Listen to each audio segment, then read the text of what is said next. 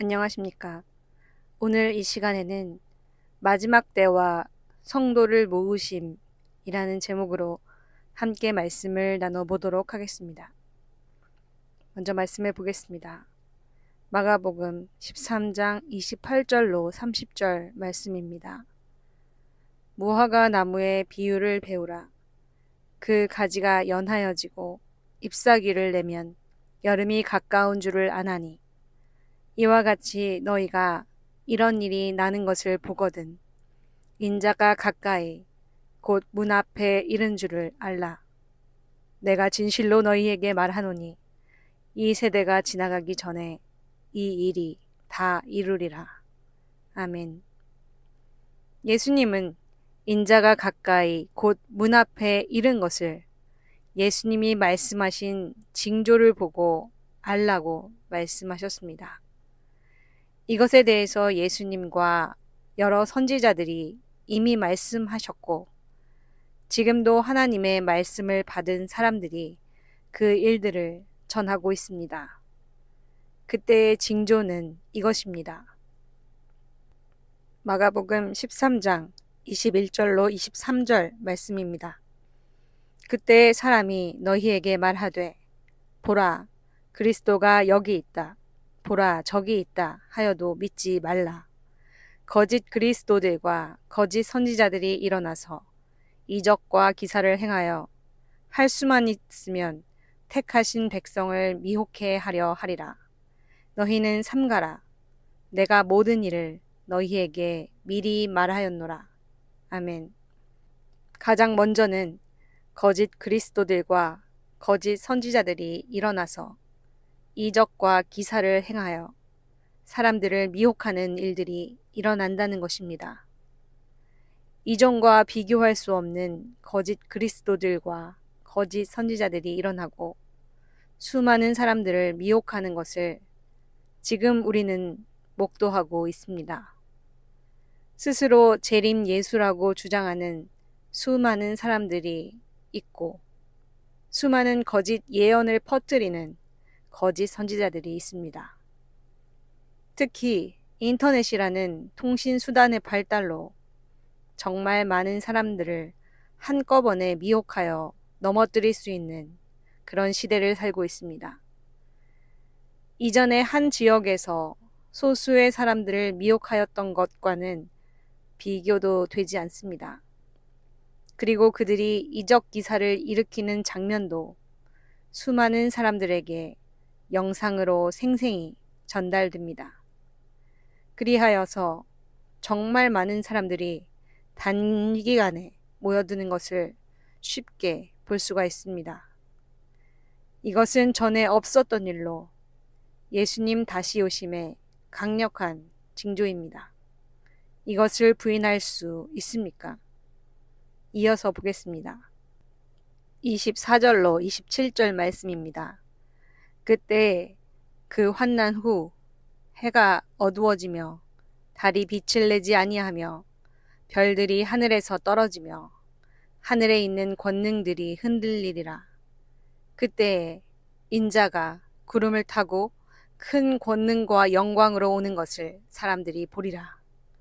또 그때에 저가 천사들을 보내어 자기 택하신 자들을 땅 끝으로부터 하늘 끝까지 사방에서 모으리라.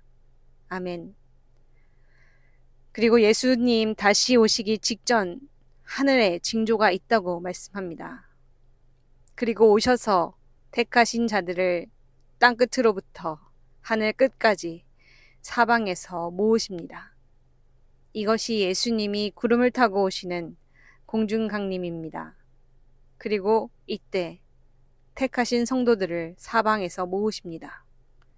그리고 어린 양의 혼인잔치에 들어갑니다. 마태복음 22장 8절로 14절 말씀입니다.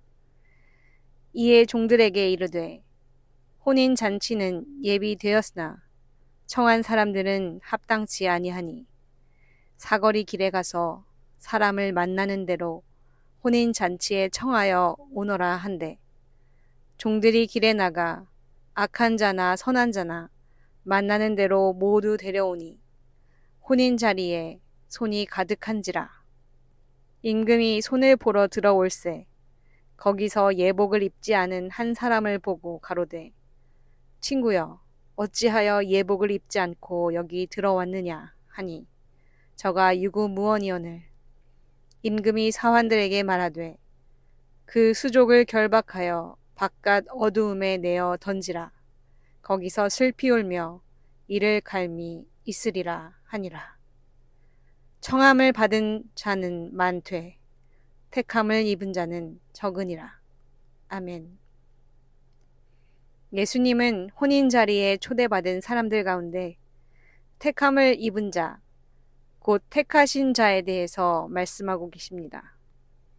택하신 자가 아니고서는 혼인 자리에 참여할 수가 없습니다. 이것은 예수님 다시 오시는 마지막 때에 일어날 일을 말씀하신 것입니다. 그리고 이것은 예복을 입었는지로 결정됩니다. 이것을 요한계시록에서는 흰 옷이라고 분명하게 말씀합니다. 요한계시록 3장 5절 말씀. 이기는 자는 이와 같이 흰 옷을 입을 것이요 내가 그 이름을 생명책에서 반드시 흐리지 아니하고 그 이름을 내 아버지 앞과 그 천사들 앞에서 시인하리라. 요한계시록 7장 9절 말씀.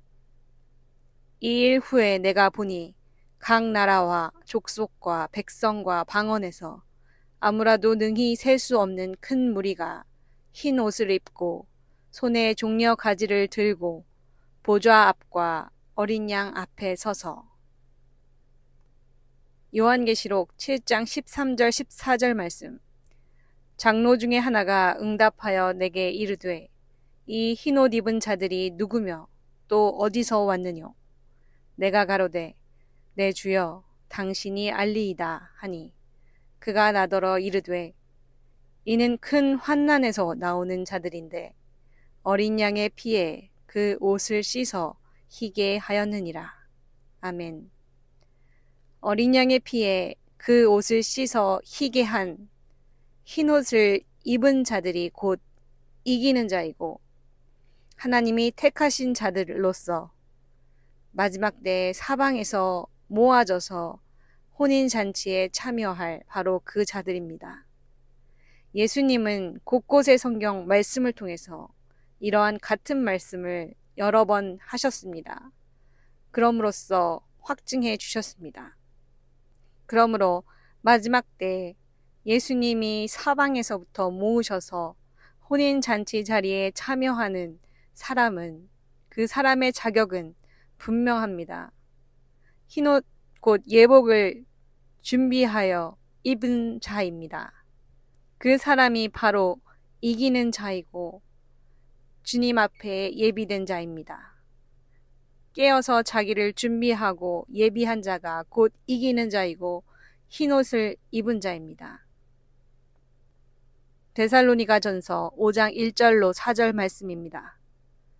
형제들아 때와 시기에 관하여는 너희에게 쓸 것이 없음은 주의 날이 밤에 도적같이 이를 줄을 너희 자신이 자세히 알미라. 저희가 평안하다 안전하다 할 그때에 잉태된 여자에게 해산 고통이 이름과 같이 멸망이 호련히 저희에게 이르리니 결단코 피하지 못하리라. 형제들아 너희는 어두움에 있지 아니하매 그날이 도적같이 너희에게 임하지 못하리니. 아멘. 우리 주님 곧 오십니다. 마지막 그날이 가까웠습니다. 주님 오시는 발걸음 소리가 가까이 들리고 있습니다. 점점 더 가까이 들립니다. 주님은 우리에게 수많은 징조들로 주님 다시 오심을 알려주고 계십니다. 우리로 예비하게 하시기 위함입니다. 우리가 어두움에 있지 않게 하여 우리에게는 도적같이 오지 않으시기 위함입니다.